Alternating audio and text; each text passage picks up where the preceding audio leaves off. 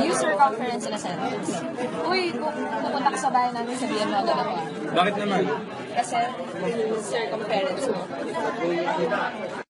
Use circumference in a sentence. Uy, kung pupunta ka sa bahay namin, sabihan mo agad ako. Bakit naman? Kasi circumference mo. Hi, Snapchat. Look at my face. Mukhang pinutakpi.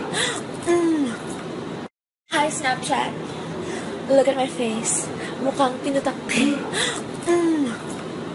Hi, Snapchat. Look at my face. Mukhang pinutakpi. Pawikan in a sentence. Kristan, pawikan na ba? Pwedeng kasabay.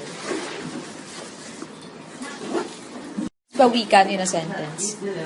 Kristan, pawikan na ba? Pwedeng kasabay. Use guava in a sentence. Guys, nakakontacts ako. Masa guava? Use guava in a sentence. Guys, nakakontacts ako. Masa guava?